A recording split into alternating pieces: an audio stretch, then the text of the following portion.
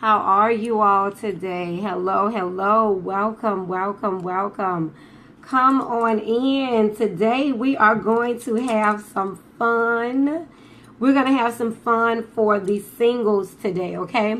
We have 5 points. I want everyone to invite their followers. Invite your followers. If you want an Android, you have to swipe up and down and invite your followers. If you are on an Apple device, you have to swipe left to right. Now, I'm an Android girl, okay? Invite your followers as well. So invite your followers, tell your friends, tell somebody about it, y'all. It's going down today. What? This is for the singles. I am Romonica Jones. I am your midnight midwife, and we do a lot of things here. You know, we do training for psychology today through our counseling agency, Eclectic Counseling Services. We do spiritual things with our midnight midwife. And today, y'all, we're finally going to spend time with the singles, okay? So share it with somebody, let somebody know, invite your followers, because we're going to discuss 5 points today, okay? It's going to be 5 points that we want the singles to walk away from. First of all, we're going to define what is single, okay? So single is not, singles definitely is unmarried. You know, if you have never been married, then you don't know what it's like to intertwine with someone. You know, not only, you might know what it's like if you have not waited for marriage to intertwine sexually, but to really intertwine before God, going to the altar, making that commitment in front of family, in front of friends. Not only, it's not just about the family and the friends, but making that commitment before the Creator to say that I'm going to love this man, I'm going to love this woman no matter what. So even if you're dating somebody, then you are steps to getting married, okay? You are steps closer to getting married if you're dating, but you are still considered single. Single in terms of maybe living separately, single in terms of your money is your money, not intertwined all the way as a married couple, okay? So single includes our people that are dating, okay? Now we're going to just jump right into the 5 steps that I would love for us that we are definitely going to discuss, all right? That first step is this: even though you are single, you have to know beyond a shadow of doubt. You have to feel in your heart, and I'm just here to let you know today that you are loved. Oh, just breathe on that. You are loved. You are loved. You are loved. You know, a lot of times people, kind of despise being single because they feel unloved. You don't have anybody there all the time to talk about your day. You don't have anybody there, to help take the trash out, or you don't have anyone there to do your daughter's hair, especially if you're a man, so you might have to put the ponytails on, okay? And so, even though you are single, you have to know that you are loved, and that love source is going to come from within. Okay, so the second thing that we're going to discuss, first, we've already discussed that you are loved. The second thing that we are going to discuss is that, sometimes you feel like, the second thing that we're going to discuss is, where does that love source come from? Okay, and it's very important for us to know this. Secondly, you cannot expect anyone to do something for you that you are not willing to do for yourself. Ouch. Ah! You cannot expect anybody to do anything for you that you're not willing to do for yourself. So if you don't know how to love yourself, how can we place that burden on someone else to love us? And that's where we mess up at, because we go to people and you're empty. You don't have anything in your love tank to say, I love me, I value me, I respect me, I take care of me. I'm doing this for me. I love me enough to get educated. I love me enough to pursue my dreams and my goals. You know, I love me. And so when you love yourself, only when you come into the full knowledge of loving yourself can you then expect someone else to love you. Okay? Because when you don't love yourself and you're placing that burden on someone else to love you, it becomes hard. It becomes difficult, because instead of you being already filled, or at least half full, with your love tank, and then maybe the only thing they have to do is maybe fill up that much, you're coming to them empty. And then all of your love that you're getting has to be coming from that person. And that is a burden that weighs relationships down. Okay. It gives you just unrealistic expectations of that other person. You know, when your love tank is not filled with any love that you feel for yourself, within yourself, that person has a lot of work to do. They have a lot of work to do. And that can sometimes ruin relationships. It can easily ruin relationships. It can easily ruin marriages. It can ruin friendships, you know, because sometimes you're like, you know, you're the single person, so why y'all didn't do anything for my birthday, you know? And so you're just putting that responsibility on other people when you actually can step up and begin to love yourself. So we're on point 2. Number 1, understanding that you are loved. Number 2, understanding that you cannot expect anybody to do anything for you that you are not doing for yourself. So as you learn how to love yourself, then you can tell them, okay, this is what I like to do. Okay. So number 2 goes directly into point number 3. The only way you can learn how to love yourself is by spending time with yourself, right? Getting to know you outside of another person. Who are you when you're not dating someone else? Are you still, you know, in the kitchen cooking that steak and potatoes for yourself because you do find yourself worthy? You know, are you waiting and denying yourself? Here it is, weeks and weeks, months and months, and different movies are coming to the movie theater. And because you're single, you know, you're denying yourself that social pleasure to go check out that movie by yourself, or with some girlfriends, or with some family members. Okay.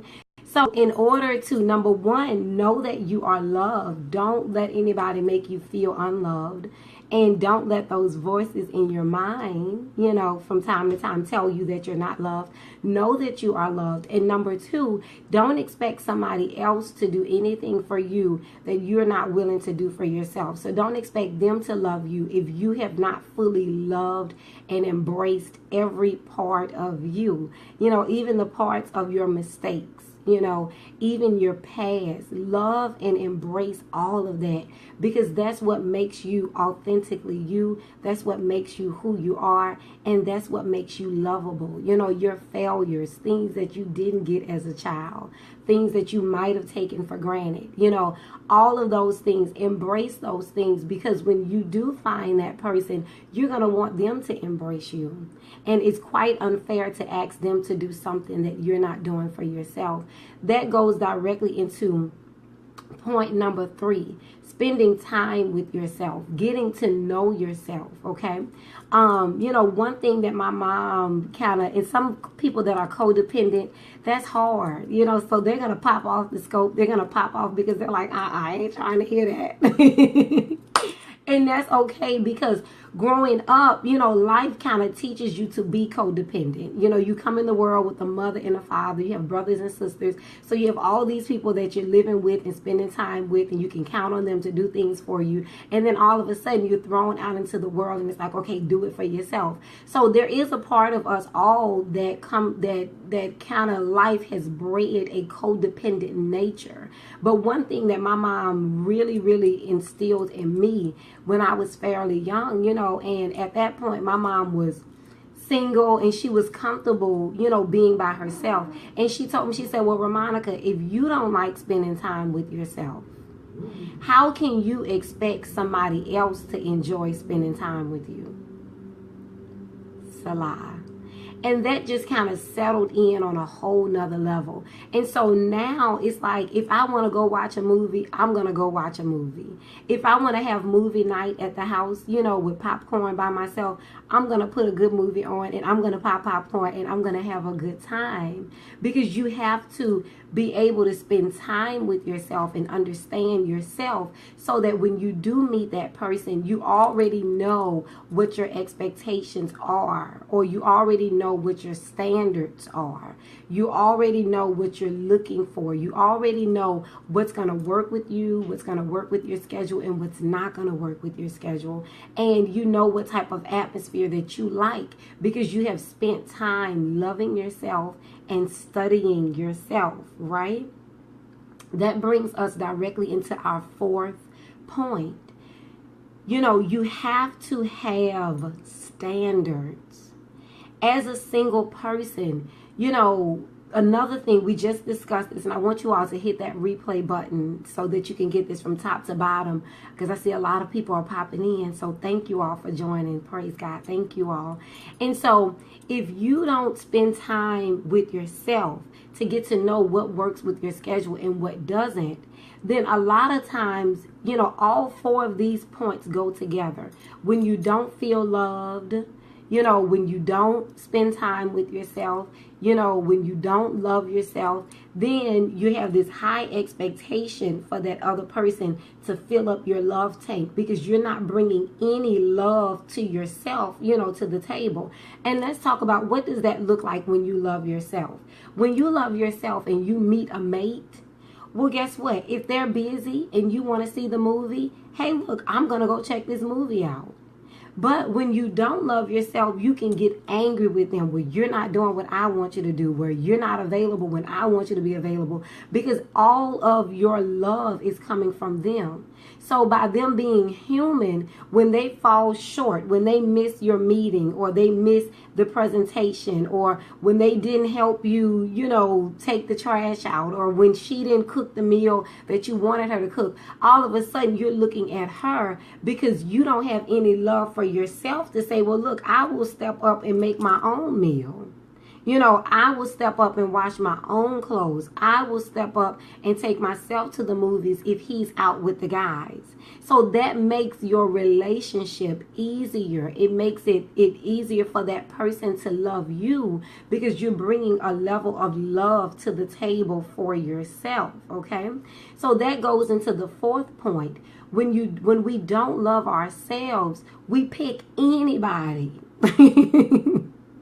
Because we're desperate for love, you know, and that's where the whole definition, and I know, you know, but I just have to be honest, but that's where the whole definition of, you know, the whole process of a thought became to be. Because, you know, thoughts, people that are easy, they just give themselves to anybody. You know, they don't love themselves. They're desperate for love. They're willing to be the second woman. They're willing to be the third woman. You know, they're willing to mess with somebody that's married, because they have no love for themselves. So the basis of a thought is a person that does not love themselves. So therefore, they don't have any standards. But how many of you all know that you don't have to be a thought to be desperate for love? You might be that woman that respects herself, to where you're not going to give yourself to anybody. Okay, so just because you're not a thought, that still doesn't mean that you're not lacking in the love area, the love that has to come from within, that would make your relationship easier.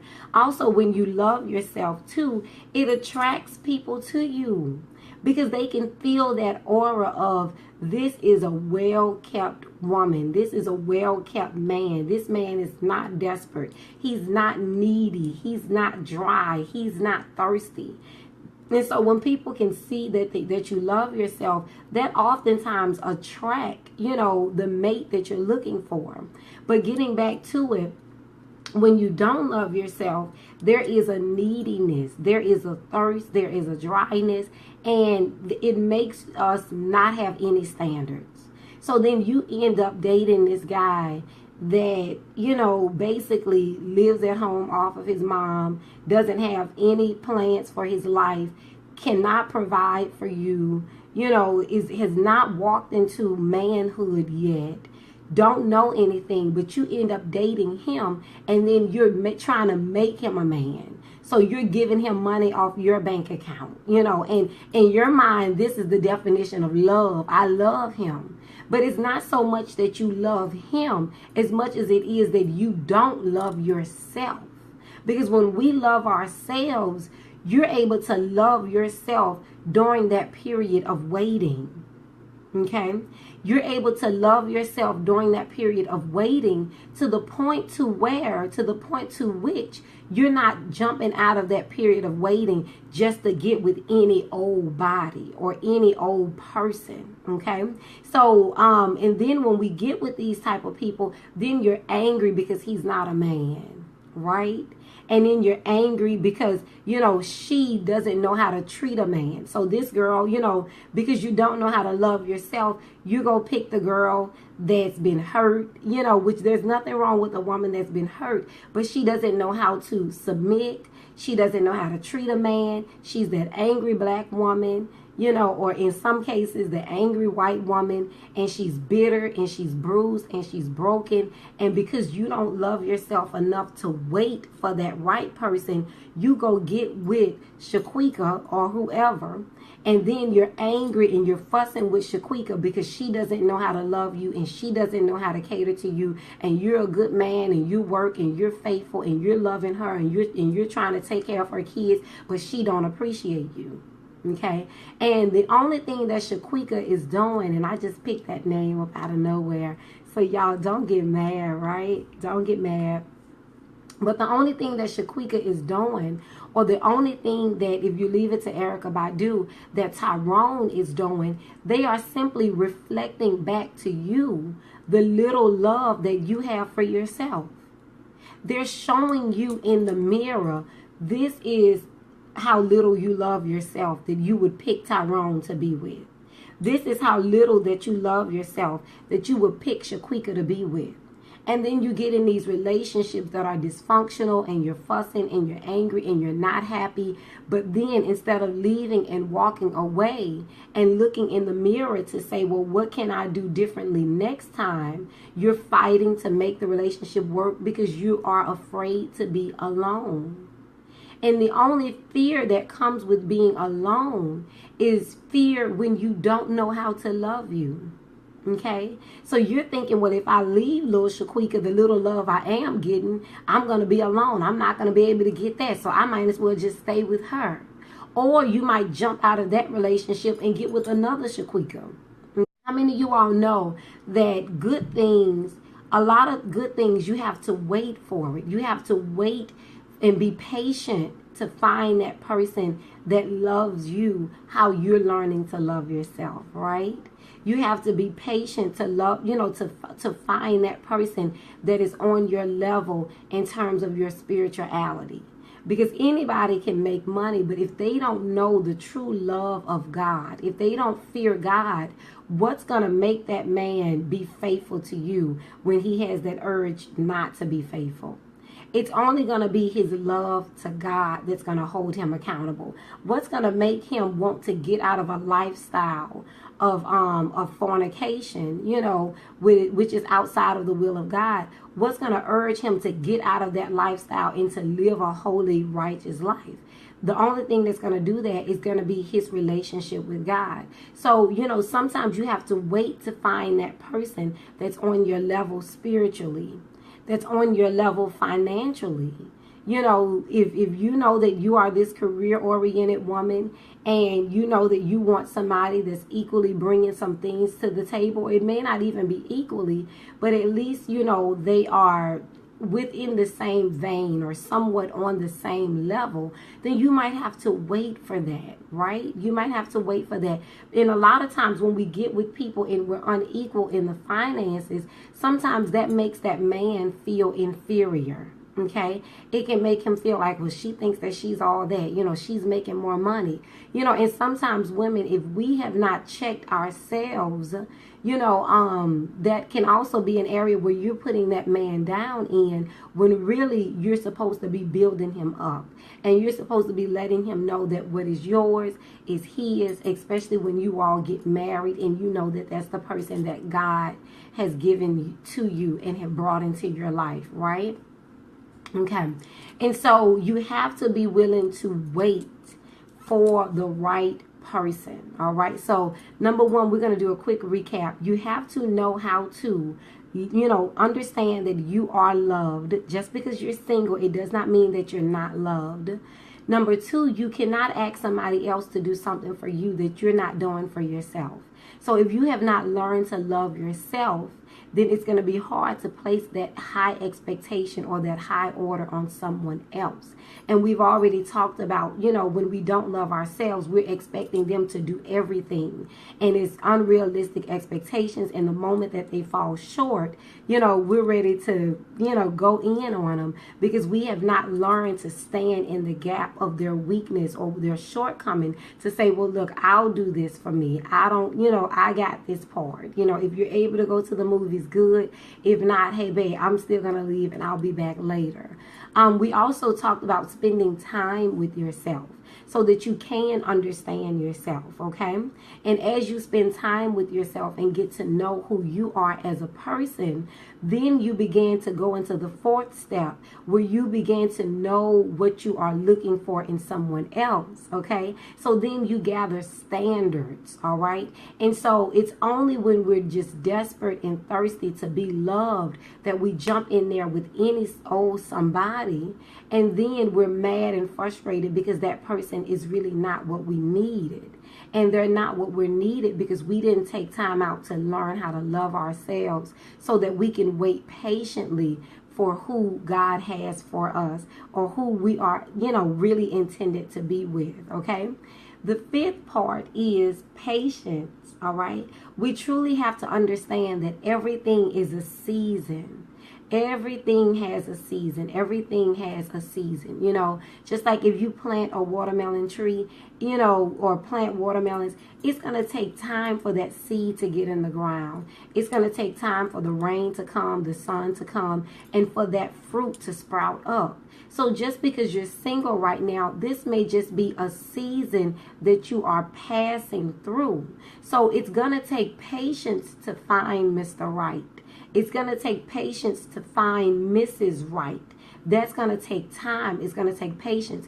Otherwise, if you're not patient, then you're going to forfeit the opportunity to meet the right person, and you're going to forfeit that opportunity by wasting time and being preoccupied and distracted by the wrong person, okay? So patience is truly a virtue. And during this patient time, I'm reading this book right now called The Wait. And it is just awesome. It's by Megan Good and her husband. And, he's a pastor. So it's really, really good. And they tell us about their story. But in this time of patience, so while you have that seed in the ground is your desire to be married. Your desire to be with that person that was created and intended for you, right?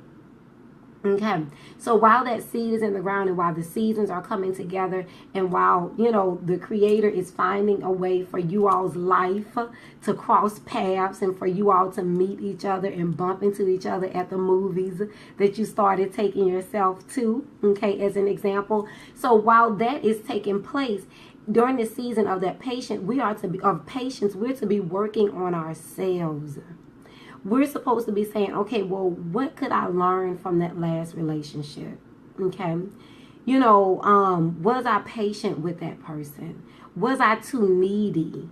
We're supposed to be working on ourselves, getting fulfilled through, through our purpose, our God intended purpose, so getting fulfilled through that. So what career are you supposed to be establishing at this time?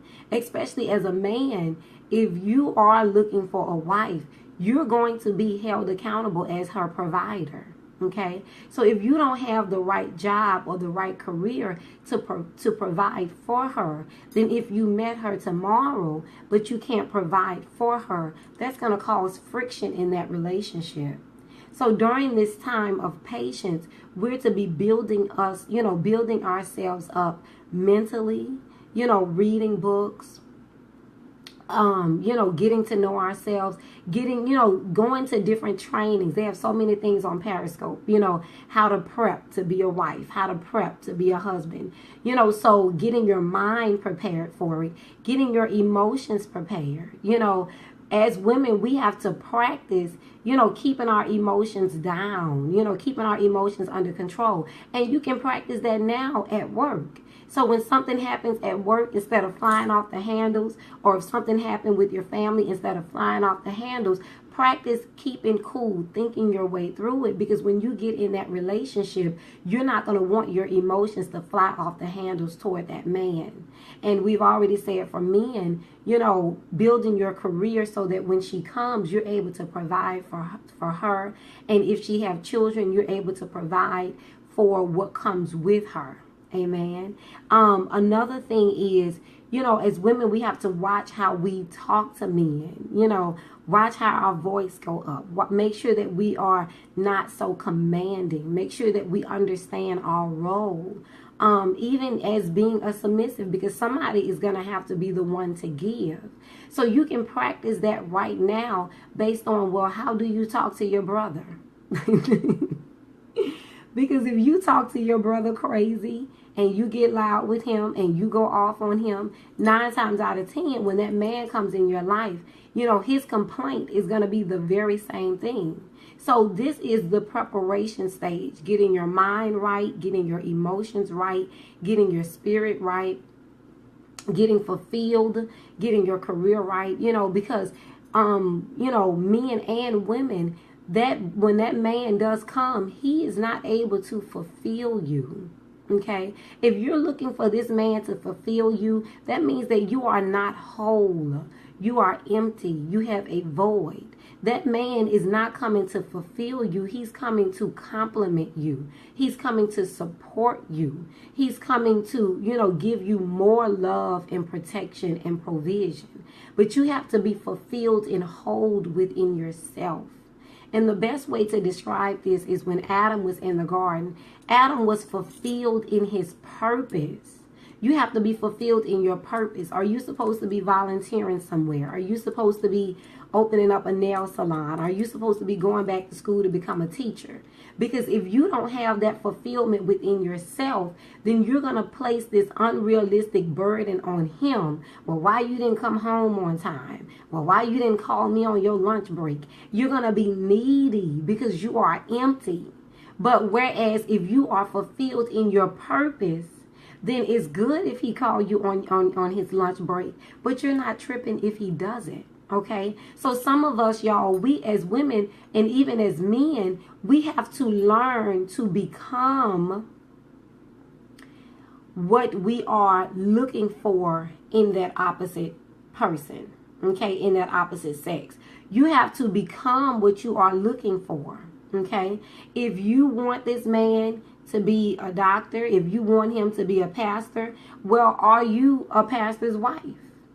Are you first lady material? If you want him to be a doctor, then what are you going to be doing during the days that he's working a 16-hour shift? Are you going to be teaching somewhere? Are you going to have a career of your own so that when you all do come home together, he'll be able to tell you about his day, but you'll also be able to share, look, this is what the kids did at school today too. This is what I'm doing with the nonprofit. This is what me and my friend worked out together, and I felt so good after working out, and I'm beginning to eat healthy. So, we have to be healed and working on ourselves and have a life of our own. Your life should not be that other person. And if your whole life is that other person, you're getting ready to place a burden on them that they are not ready for. Because if you are a grown man and you are a grown woman, then your life should also be within your own. Okay? And as a Christian, the Lord even tells us that our life is not our own because it's His. So that's where that purpose is going to come in at, and that fulfillment is going to come in at that relationship with God. Do you have a relationship with God? Are you rooted solid in him? Are you listening to him? Are you, going down the career path that he has placed in your heart? Are you making decisions that are lined up with him? Do you have a relationship with him? Because only your relationship with God is going to help be a support agent for your relationship with that other person. And if you don't have a relationship with God, then when you are alone or single, you're going to feel lonely. You're going to feel dry. You're going to feel like, I'm doing life by myself. I don't have any direction. I don't have any love. I don't have anybody to talk to. I don't have anybody to spend time with.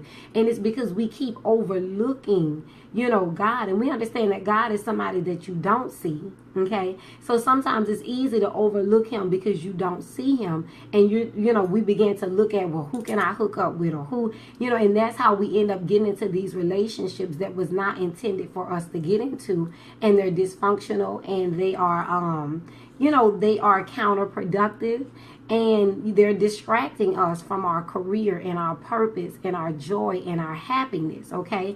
Because we're not allowing God to seep into that void. We're not allowing him to come in.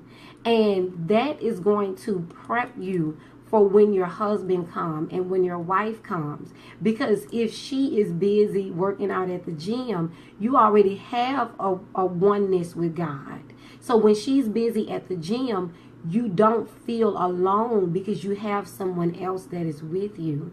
Even as single parents, sometimes it's like, well, you just want to, you just want to find your husband, somebody that can help you with your children, somebody that can help provide. And it's because we've not allowed God to really get in to say, well, okay, God, you help me raise these kids until this man do come. You help me discipline, little Mark, because you know his personality. You know what to tell me to say that's going to reach him to where my struggle becomes more easier as a mother. So you can, that codependence is going to be there because as humans, we are created to be connected to someone, okay? But the real truth is that we're created to be connected to God first. And when we're holding God and we're connected with God, then and only then can you be whole in a relationship when you meet that other person. Then you can bring something to the table other than a need, than a need and being needy. Then you can wait for that person that's worthy of you rather than being thirsty, for Tyrone, as Erykah Badu would say, or Shaquika, who's not on your level and you know it. So when you are holding God, then you are prepared to meet that person that God has for you. Adam demonstrated it best in the garden, right?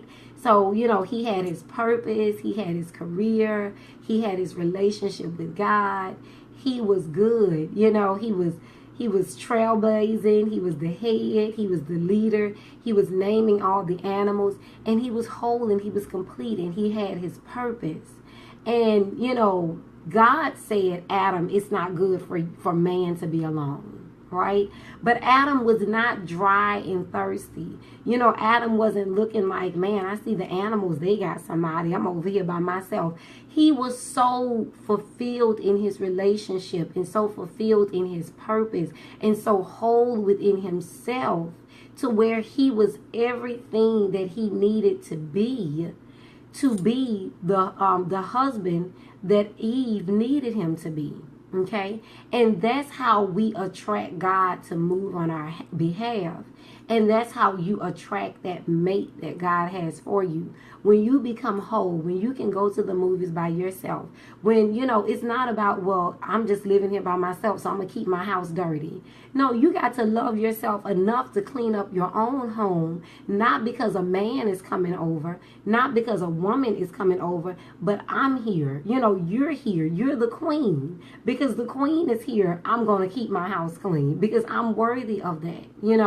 I'm going to make steak and potatoes for myself. I'm going to light a candle for myself. I'm whole and complete, and I'm loving me, and I understand me, and I don't mind spending time with me, and I have a relationship with God, and I'm walking in my purpose, and I'm fulfilled, and I'm whole. So when that person does come, they're only adding to my love tank. They're only adding to my love tank. They are not creating the wholeness of my love tank. They're only adding to it. So where they are falling short, I'm still good. I'm still at peace. Now, not to say that you're letting that person get away with murder, because during this time you've been spending time with yourself, and you have been gaining some standards and some expectations. So you're not letting just some any old body come in. You still have standards that you are looking for in that person that they have to live up to. And if they're a healthy person, then they're going to have standards for you as well. So y'all, I hope that you enjoyed this. This is just a little soul searching for the singles.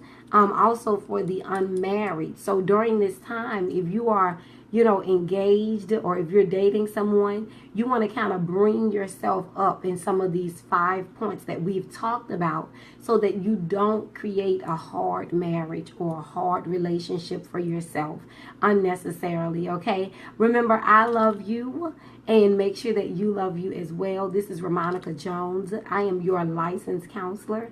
Not only am I your licensed counselor, I am also your midnight midwife. I want you all to visit us at www.liveblessedglobalministries.com, where we respond to others positively. We believe in uplifting. Our motto is always empowering. So welcome, welcome, welcome home. I want you all to check out our book. We have a $5 book. It's a $5 donation, and it's called Metamorphic King for our men, and it's Metamorphic Queen for our women. So that book really tells us how to walk through this process of becoming whole, how to turn our pain and our shame into our gain, how to learn from past mistakes and to be able to capitalize on those mistakes. And it's going to just make you an overall better person, not just for that mate that God has for you, but for yourself, because you yourself is worthy of that. It's going to make you a better mother, even for your children, for those other people. Know that you are loved. I love you, you love you, your family love you, your staff members love you, your church love you, your community love you, your children love you, and we're all, we depend on you, and we're counting on you. So even though you're single, you are loved, okay? God bless you all. Thank you all for stopping by. Share this with somebody. Hit the replay button. Periscope, heart me up, and Facebook, share me up. Love you and have a great day. Thank you. Thanks for tuning in. All right.